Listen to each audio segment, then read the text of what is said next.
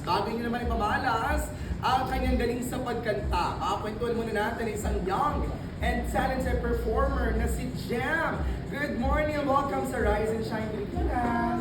Hi, so pretty naman ni Jem. Alam, very, very cute. Una sa lahat, paano nagsimula ang journey mo bilang performer and what inspired you para mag-continue?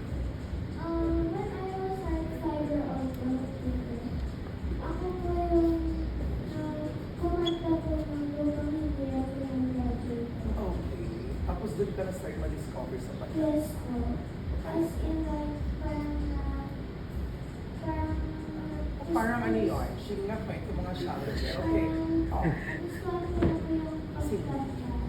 Wow! Ano po usually genre kinakanta mo pinapractice? Actually, kumataas. Matataas. Like yung mga kanta ng Whitney Houston, Celine Dion. To love you more. To Love You More ni Celine Dion. Sige nga, sample nga.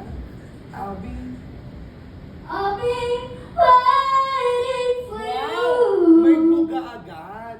Sige, nagpakita ka agad sa amin pero mamaya mas bongga for sure yung performance mo. I wanna know, ano yung pinaka-memorable performance na nagawa mo na at bakit ito very special sa'yo?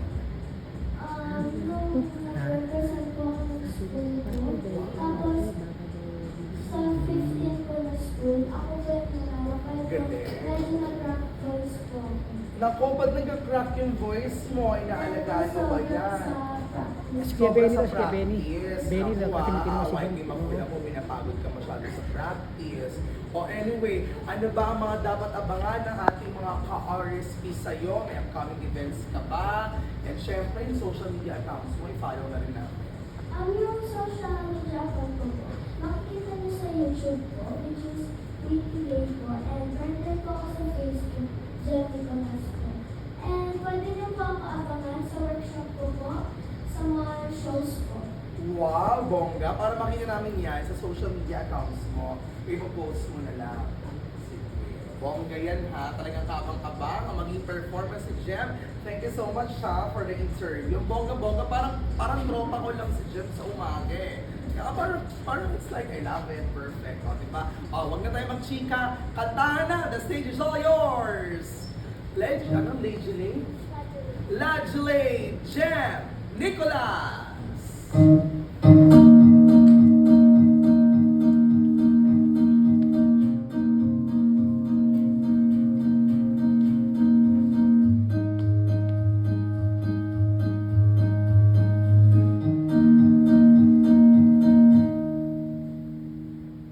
Hanap ang sumukay para ako ang iwan mo. Nalulunod sa patikos ng mundo. Sa kung ano na